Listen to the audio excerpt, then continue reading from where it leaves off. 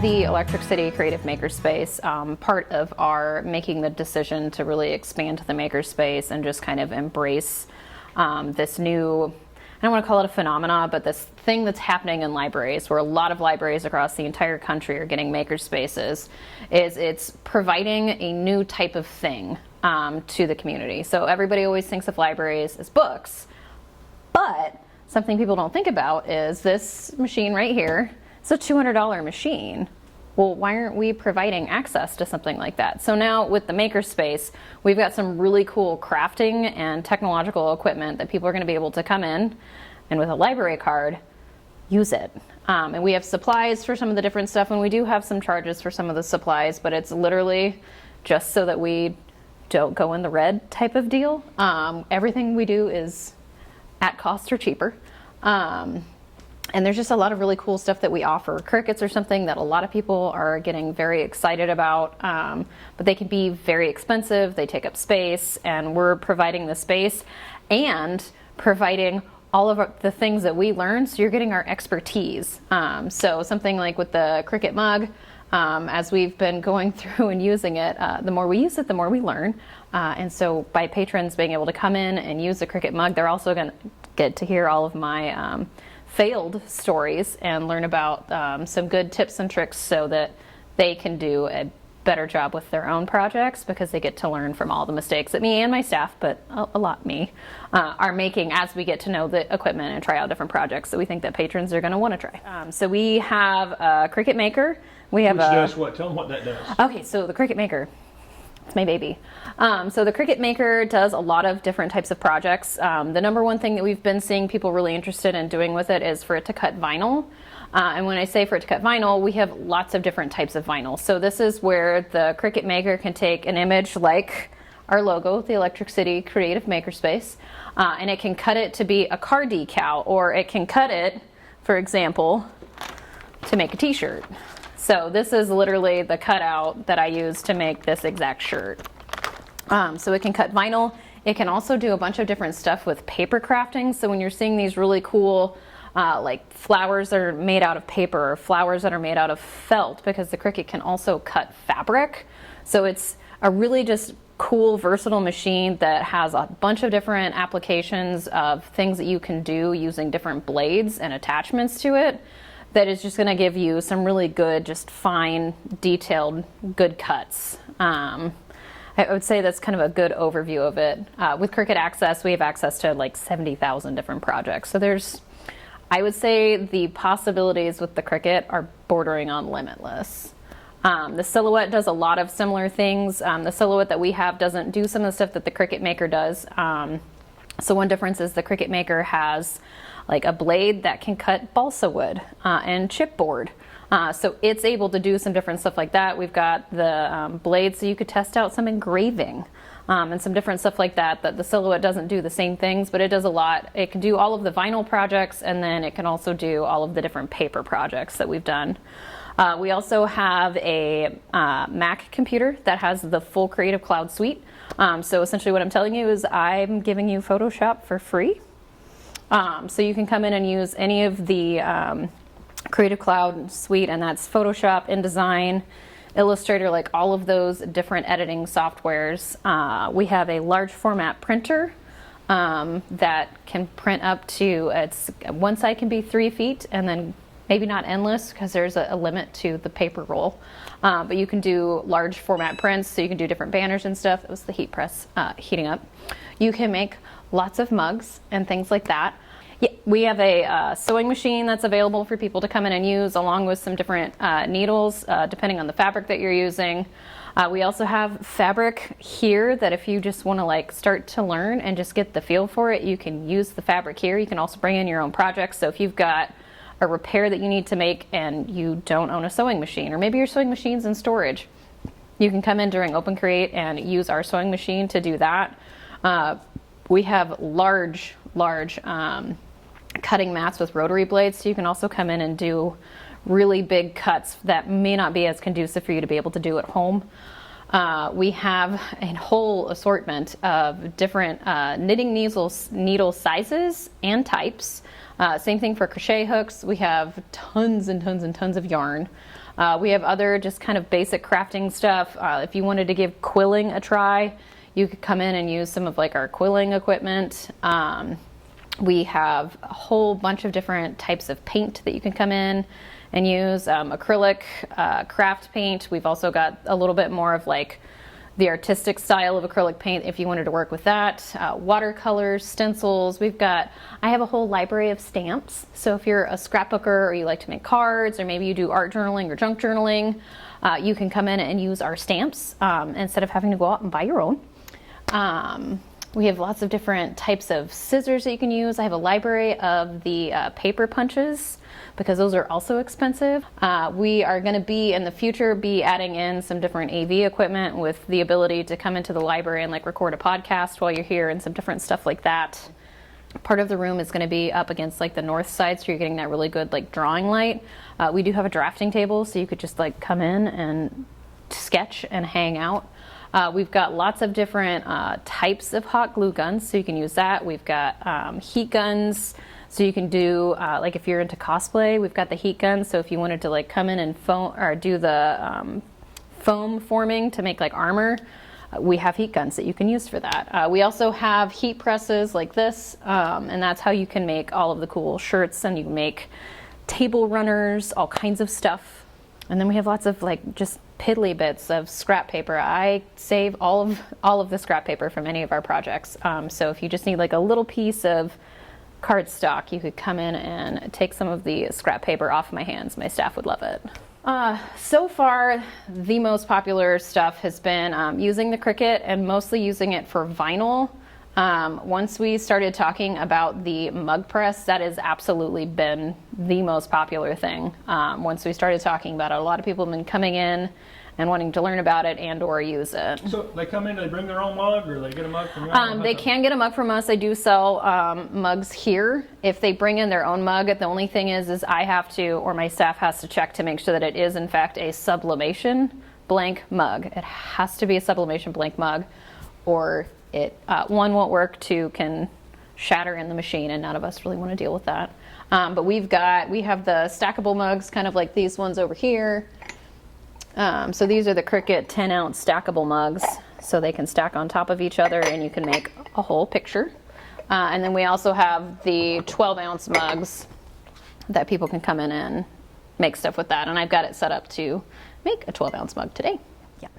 Another great thing that we have that's going on with the makerspace, and it was really fun to design this component of it, is it's a very versatile space. So it is also available for public meetings in the morning during the week. So Monday through Friday from 10 to 12:30ish p.m.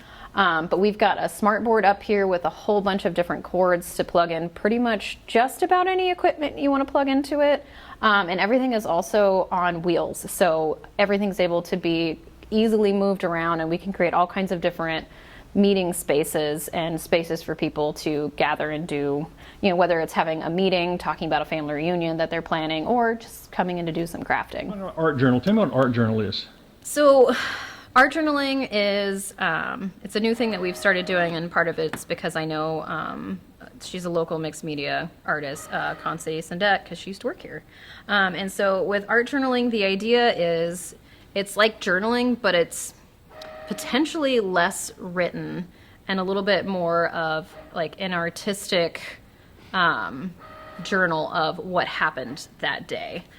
So these are some of my art journals, and there's a lot of different ways that you can go about doing it. So like this one, I've got there's some collaging that's happening. I've got washi tape. There's stamping. This is black gesso going through a stencil. And so it's just kind of thinking about like what's maybe going on that day, or what's a different prompt. So for example, this is a prompt from a previous art journaling session that I had with Concy. And the whole thing that we were looking at was looking at doodling. So what I did with this is, if you look at the background, I used crayon to create a different relief with the watercolor, and then I used a stencil to kind of flesh out a little bit of a stencil, but then I also took parts of that stencil and like drew out with it, and then these letters are just literally stamped. And so it's kind of taking something like that and running with it. And you said that's been a popular, people are enjoying doing It has that. been very popular. We meet once a month, and we rotate between the third Saturday at 10 a.m. or the fourth Wednesday at 6 p.m. And there's a lot of different stuff that you can do with it. So like this one, I just was messing around with the ink pads that you literally just use for stamping. And I have all kinds of little sayings that are stickers, and it says, "Listen, before I had my coffee, I didn't know how awesome I was going to be today either." So there's just different ways that you can approach it like that, and there's different styles. Concy has a very fun and kind of joyful style is how I would describe it. My style is very me, and it's a little bit more dark, but it's also got some like pink and purple to it. This one says, "I've got a good heart, but this mouth." And it's just, there's fun little sayings like that. And it's just kind of a fun thing that I've recently gotten into. And I minored in studio art in college. And I haven't necessarily done a lot with it, or most of my art recently has been like graphic design based. And this has been a really cool outlet of some different stuff. So this is literally from one of our book ordering magazines. They had a really cool bee on the cover. So I cut out around the bee, and these honeycombs were left over from a Qriket project. And so I decided to put those down. And it's a lot of collage. It's kind of anything goes. There's no wrong way to art journal. And it's fine. Beginners are absolutely more than welcome to come. It can be simple things like this is literally, I just tore a bunch of strips of magazine and stuck it down and then took a stencil over the top of it. So it's just kind of like a fun collage that I did. And she's a fantastic teacher, and she's really great at bringing people in and getting them to understand that it's not the project or your final project. Like it's the process. And I would say that we've kind of tried to embrace that just in general in the makerspace and looking at it's the process. Let's teach people how to do these cool new things and help them, find new creative outlets with our various equipment. I know you're one of the people that you do some social media about books that you're reading, but you seem to really have a passion in this room. You seem to really... Yeah. It's definitely been a journey. And what's been fun about it is I've had the freedom to kind of take the concept of makerspace and run with it and really think about what are some of the things that, not just, and people like me who do maybe have an extensive art background but haven't done art in years. So how do I get those people to find the joy and the creative again? How do I take people who look at something like this, and because, I've been a professional artist before, and this is intimidating. This is all hand drawn. That's intimidating. How do I get them to come in and understand that these are just lines, and I can show you how to do this, and it's just making lines, and they are more than capable of doing it. And you know what? If they don't want to draw it, I have really good stamps, and they can just stamp it, and it's going to look probably even better. So finding a way to get them to see that they can be creative, and foster that kind of desire in them to explore something new that maybe they're not comfortable with, because everybody's like, oh, well, I'm just a bad artist. Well, you got to just test it out, take a try for it. And it could be that you just haven't found your right medium. You haven't found your right creative outlet. And I'm enjoying trying to help people find that. Do you see all age groups coming through here? So the makerspace is designed to be for 12 and up, and a lot of that's just a safety thing. The thing that was just beeping gets up to 500 degrees. So having kids potentially run around, because kids are going to be kids. I worked in the children's department, kids are going to be kids. It just has the potential to create a little bit of a hazard. But you've seen lots of 12 and ups, and then yes. Senior citizens, and yes, we've seen a huge broad range of age groups, and I've had parents that have come in and their elementary school aged kid has picked a project, and the parent has gone through the process of cutting it or getting it ready, and then the parent is doing the project with them, or they maybe take something maybe not with a 7-year-old taking the 3D Fox home, but that's the type of thing that they can pull this stuff together, and then they could take it home, and the kid can do it at home with them. And there's a lot of really cool projects like that they can come in and do everything here, and then they can take it home, and they can make it a family thing. We actually of the zine over there. In September, I've got a guest teacher doing our zine class, and she's literally showing how to do a zine for a gathering. And the idea of it is, because a zine is like a little, potentially 8-page booklet, it usually is 8-page, it is like one sheet of paper, is to have, like write your name on it or doodle on it, and then it go around the table. So maybe for something like Thanksgiving, everybody can write something that they're thankful for you for, or what they're just thankful about for that year. So you end up creating, it's a creative thing that you're sharing with an entire group of people that's also pulling them in, and you're collectively creating something that is, in my example, celebrating what they're thankful for the year. What are we talking about here, now that you're a shark? This was all cut and made on the Qriket. So kind of like with the fox with all the different pieces, so you can see on the inside.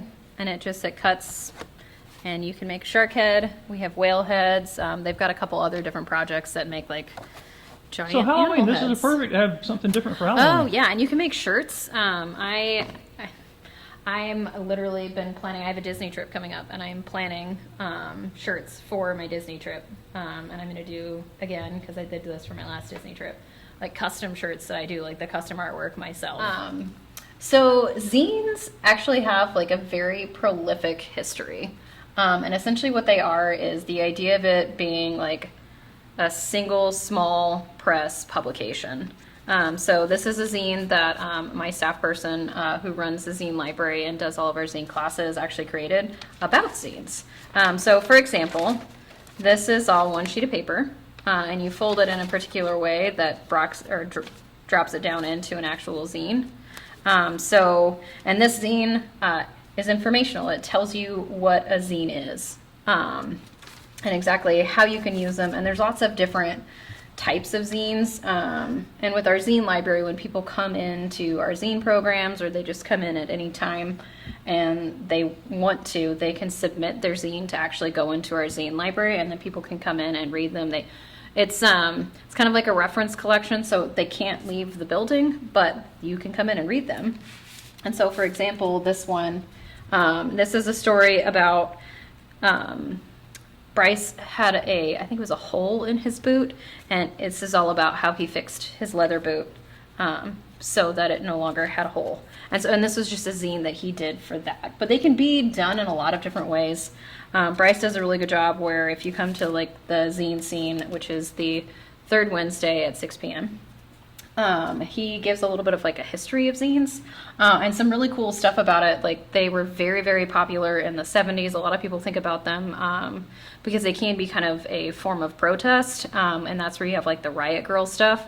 But they're also like big with fan fiction. I had no idea, but like Star Trek, when it had like its little baby Lowell, was kept alive largely by female fans writing zines of the different characters and what the characters may or may not be up to. And again, it's just like these like little paged things.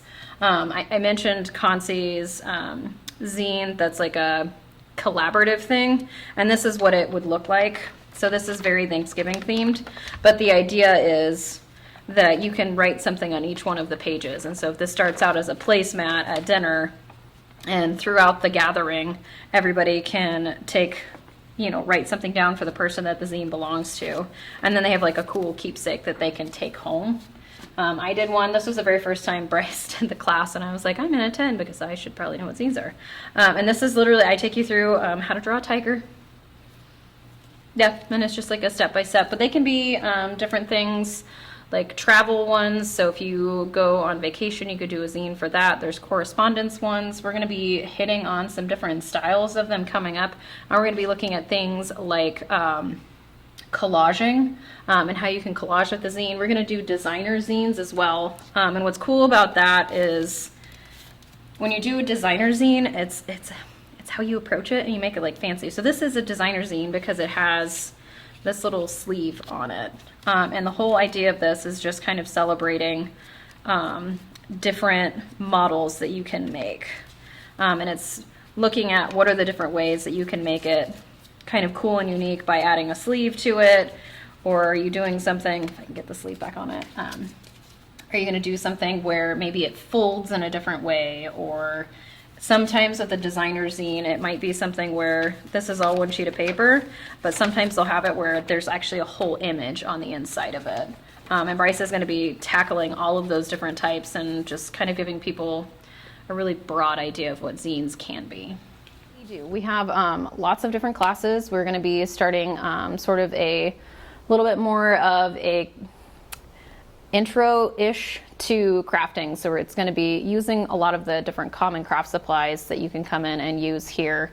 Then we'll be doing different classes that are going to be projects that tie very specifically back to some of the different equipment we have. And some of those could be things like a mug is an easy thing that you could do as a Christmas gift. With some of our paper crafting classes, some of those could be like really fantastic gifts that you could give to people. We also have an art journaling group, and I actually have a mixed media artist, Concy Sendet. She comes in and teaches a different mixed media technique or style once a month, and people are able to come in, learn from Concy, and then we just kind of like hang out in art journal for a bit. We've added a zine library. I should have already said zine library. We added a zine library, and so we have a zine club that meets monthly. And Bryce, who's a very accomplished artist and is big into the zines, is going to be highlighting different types of zines each month so people can learn just kind of the breadth of the zine format. I'm going to be starting to, in September, do some more kind of a demo class because we've had a lot of people that are like, what is a Qriket? What can I do with the Qriket? And I'm going to be splitting it up and doing like a very basics. This is vinyl, this is paper crafting, so people can learn a little bit more of kind of the capacity of what the machine can do. And then when it comes for any kind of holiday gifts, I don't want to say that the possibilities are endless, but the possibilities are kind of endless because there's so many different things that you could do and so many different ways to use the equipment to create some just really cool personalized gifts that you could give to people. That's what I was thinking. It's not something you can just order or buy. People buy everything they want now anyway, but it's something they couldn't get unless you made it, right? Yes. Yeah.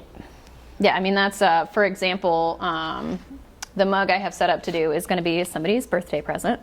And so I used Canva, which is a free online design software, to create this, which is combining the two different worlds of Sarah J. Maas, who's a very, very well-known adult fantasy writer. And so I've got a quote from it from one story and then the mountain scene from the other story, and it's going to wrap around the mug. So it's going to be a one-of-a-kind mug that I'm going to be giving somebody for their birthday this weekend. And so other than just the at-cost stuff, a lot of the stuff in here doesn't cost anything, right? Yeah, no, it's just there's a couple different supplies, and it's going to be supplies at cost, and it's just to help out with maintaining the space. And then if you come in and you want to do something, but you didn't go to Michael's and buy, the $30 100-sheet cardstock pack when you only need 4 sheets of cardstock, you can just buy 4 sheets of cardstock. And you can make the project that you're very specifically looking to make without all of the added cost of buying in bulk, which is a lot of what art stores and craft stores have. If there were little groups, like you mentioned knitting, that wanted to come in and do it together, do y'all encourage that? Or? Yes, absolutely. We would love if people just want to come in and use the space for whatever creative endeavor they're interested in doing. During COVID, we had to pause our handcrafts group, which was a very popular program that we had here at the main library, and we are planning on bringing it back in October, and we're hoping that our knitters and crocheters and other people who are doing the handcrafts, so maybe it's embroidery or hand sewing or anything like that, will start coming back. It'll be every other Saturday, and it's going to be in the mornings from like 10 to 12. And since you mentioned it, let's talk about the hours. When can people come in? So the hours for the Electric City Creative Makerspace are going to be Tuesday through Thursday, 1 p.m. to 7:30 p.m. And then we're open every Saturday from 9:30 a.m. to 5:30 p.m. If you go to the library's website, which is www.andersonlibrary.org, it's going to fall under services, and you look for the Electric City Creative. You'll be able to click on that, and it's going to pull that up. It's going to highlight some of the different equipment that we have. It also has our hours, and you're able to find our full pricing on there.